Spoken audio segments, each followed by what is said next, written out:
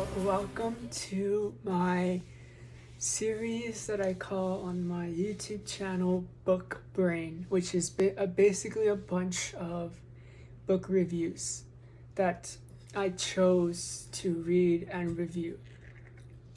I like thinking like that because from all the books in the library, like what books you choose and you review is going to be so distinct to your personality or your motion and emotion in time at any given moment. I hope that makes sense. But I have two. Isn't this weird because I read both of these at the same time, but I couldn't finish any of them. Like I'm just like I was in a phase where I couldn't finish things. I would just start a whole bunch of things and like not finish them, and it reflected in books. These books are basically the same books, just one is more spiritual and one is more fun. Like, they both started at 16 or 17-year-old and they're writing in their diary. But I finished this one first, but I finished this one and I was like so glad I did. So I'm gonna go with this one. This book is Where She Went, the second book and the final book in the If I Stay series. When I got to the last page of this, I saw that there was like a whole bunch of other books. So I was like, oh, If I Stay has like 5 books in a series, like this is gonna be fun to like finish. And then I went on Wikipedia to buy the next book and I found out this was the last book. Like, what the heck? Gayle, Forman, not cool. Do you remember the craze of Chloe Grace Montez? She was like very popular when she was like 18 and I was like 15. Like 2015, she was very popular. And she's so pretty, like so pretty. But do you remember watching that movie? I tried watching some of the movie clips on like YouTube and I was like, dang, this movie's kind of boring because like you're based in a hospital and your main character's dead and like she's a spirit, she's the soul. And it was cool because I learned that when you are in a big accident or accident at all that is like deadly, you pop out of your body and you don't feel the pain. Like say you get in a car crash and it's like deadly, you don't feel the pain, your soul gets pulled out right before or like during the crash. And that movie displayed that and I was like, wow, how cool to do that in movie form. But I heard you do feel the pain if you go back into your body. Say you like get in a car crash and you die and you go to heaven, you don't feel the pain. The only time you feel the pain is when you come back into your body. But okay, Where She Went. This book, the first book was all about Mia, the girl's diary, and this book I've never written because I don't really read like books that are written by men, but I love this one because this was a book written by a woman writing about a boy's perspective, and women just dive in deeper. Like guys are very surface level. Like at the moment, I just started reading, like literally just started reading like 12 hours ago, Fault in Our Stars. And that was written by a man and he's very like quick, fast, and like lovey-dovey. But like when a girl writes, or maybe not just a girl, maybe just individual, they go like deep into the emotion and like it's more psychological and it's like so cool. Like let me pick a random excerpts and read it because it's from a boy's perspective writing about the world that Gayle, the author, has made. Okay. When I look up at her, she's peering at me from under a waterfall of hair, shaking her head in wonder. Yeah, Adam, how amazing you're doing. I mean, you did it. You're a rock star. Rock star? The words are so full of smoke and mirrors, and it's impossible to find a real person behind them. But I am a rock star. I have the bank account of a rock star and the platinum records of a rock star and the girlfriend of a rock star. But I fucking hate that term. And hearing Mia pin it on me ups the level of me loathing it to a new stratosphere. She made her characters 17 and 18. Oh, wait. If she was in a coma at 17, this book is based 3 years after, so they're 20 and 21. Those are the most exciting years, like 17 to like 21, 22. Those are your years of like, you don't know nothing at all. You only know what your parents taught you, and your parents only taught you what their parents taught them. So you know nothing. So it's so fun to write about those years and like make songs from those years, because it's like so distinctly young. But it's so interesting because it's so relatable. Like Olivia Rodrigo's album spanned unbelievably charts. Alanis, Morissette, Avril, Lavigne, Justin Bieber, everyone from those young years sprouted out. Okay, it's not that deep, let's say, because when you're 17, how deep can you get? Like, what do you like at 17? You have a crush. You like going to football games on Friday. Your favorite drink at Starbucks is an iced caramel macchiato. Okay, so I just told you my story. When I was 17, I loved iced caramel macchiatos upside down. Or, yeah, I think it's called upside down because they mix it for you.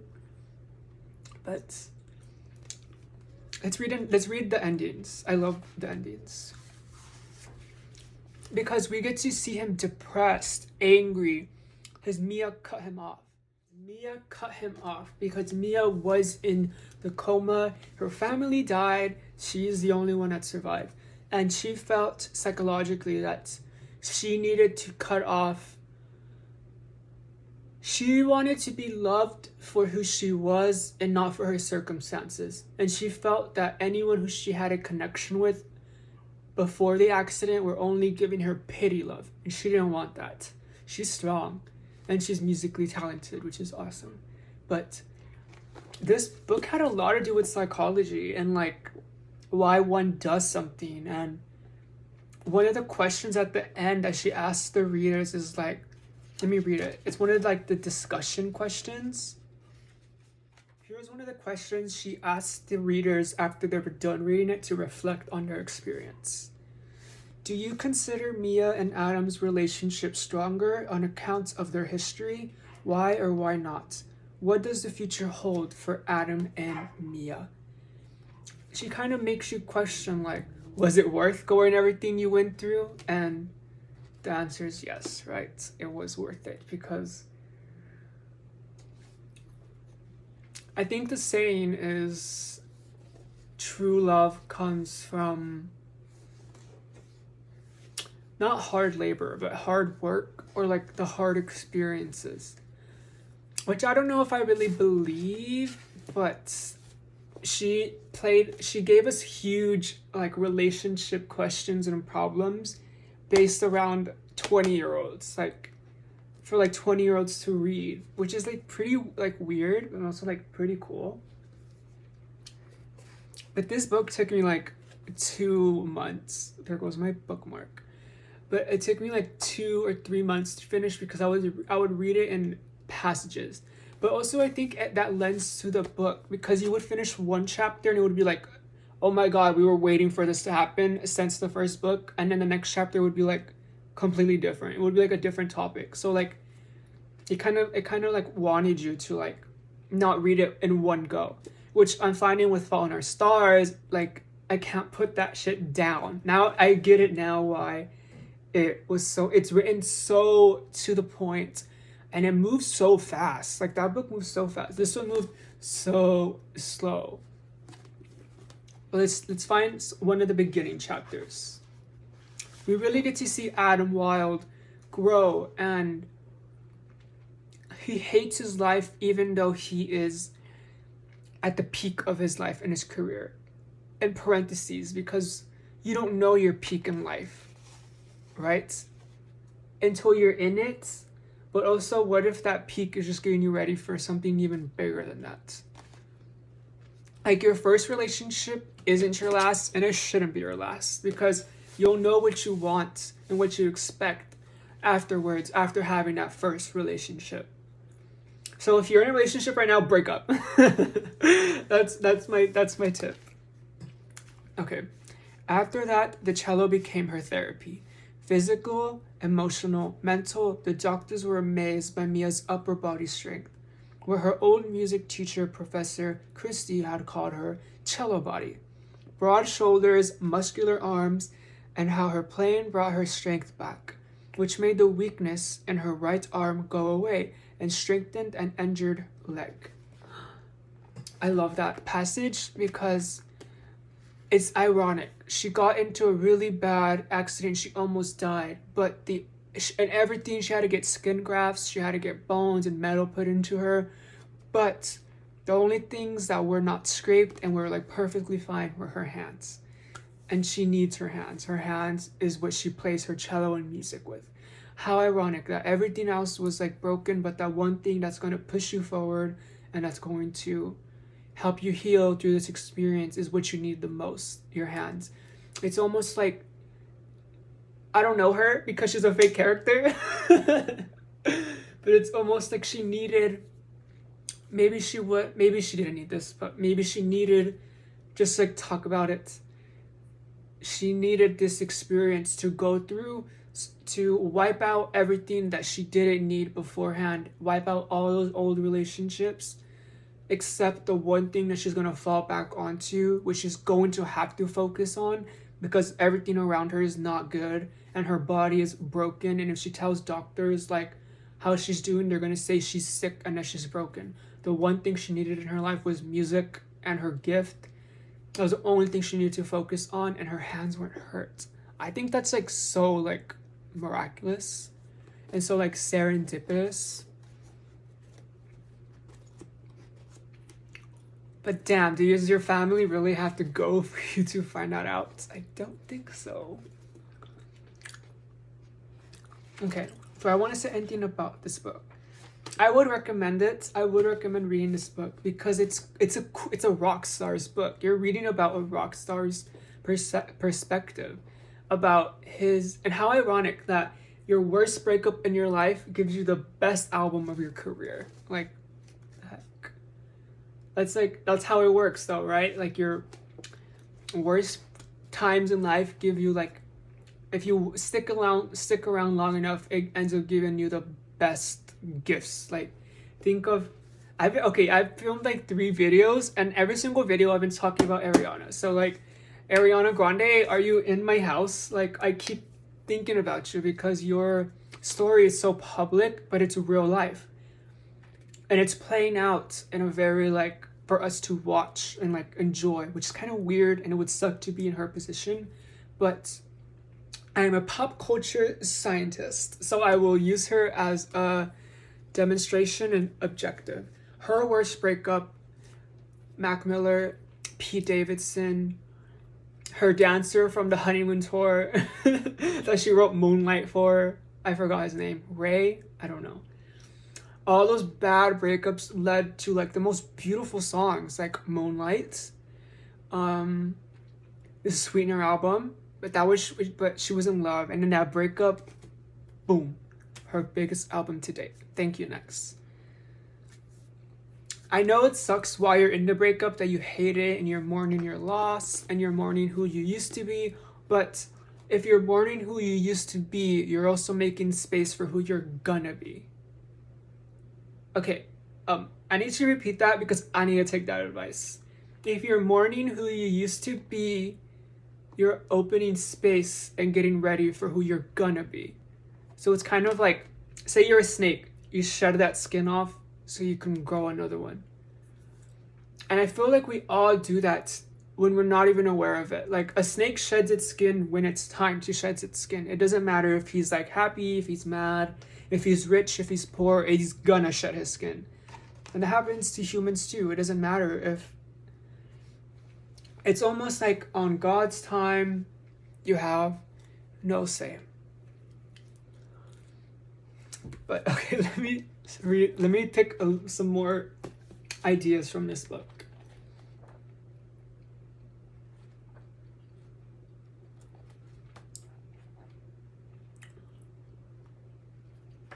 I loved it because it was very young words and like young flirting, which I love hearing, which you don't like. Once you pass like 40 years old, you kind of like lose your spark, or maybe you gain it, but you kind of lose your like enthusiasm with words. And young people love words, like making fun of words, like the word gentleman, like an ironic case, like you're both like 15-year-old and you're like, yes, Mr. Gentleman, I would love to have a kiss from you, my princess. Like, we'll like play around with it. But when you get older, you're kind of like over it.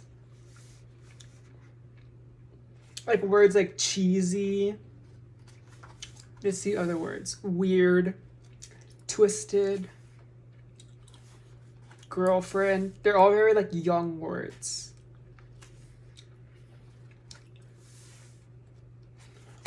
This series of 2 books has a lot to do with spirituality and connection to your past ones. How does one move on after their family dies? Question number 1. Question number 2 is the answer, which is spiritual connection. And Mia found that, and that's what pushed her forward. And she can do whatever she wants, knowing she has a dialogue and connection to the God source, or to God's life. And I think that's why most of us, I included, fall to earth, because we don't remember that connection, or we're brainwashed that of our holiness and our divinity, and we get into depression and anxieties. But once you like have that, you plug yourself in to God, for a lack of a few words, you can do whatever you'd want, knowing that you're protected and you're being guided. And that's what her story was. She was guided to the best music school. She attended the music school.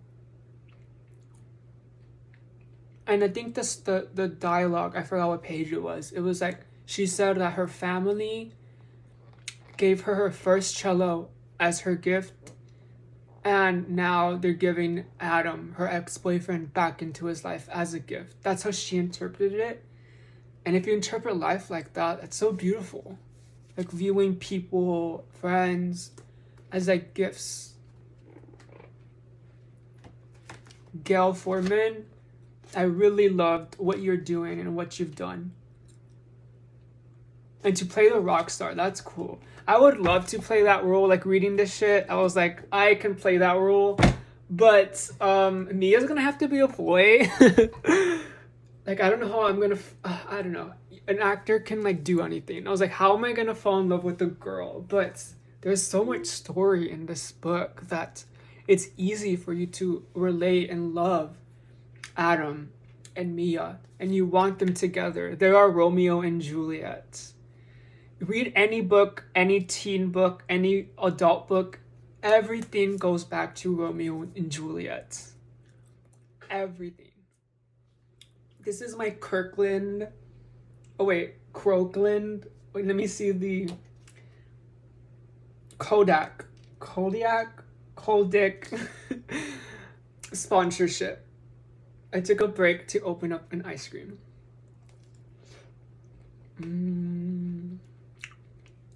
What's your favorite flavor of ice cream? I'll take any flavor.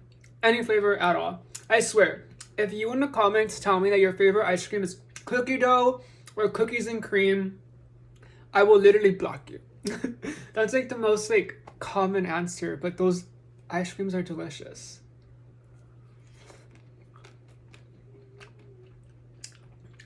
Give me a pistachio or a banana. Yes. But I really recommend reading these 2 series. Maybe not the first book. The first book is very slow and spiritual, and you have to like want to read that, but it's also spirituality from like 16-year-olds. So like it's not going to be like what you want it to be. You're gonna have to like find the undertone of spirituality into it. This one was cool because it was, I mean, when you write about a rock stars, it's like, it's just fun. I never read a book from like that perspective. But okay, peace out, because I have to go buy some chicken so I can cook for my dogs because they're outside the door starving. So I'm just gonna close my eyes and not look at them because they're gonna yell at me and bark at me because they want some chicken. Okay. Peace out. Do I stress you out?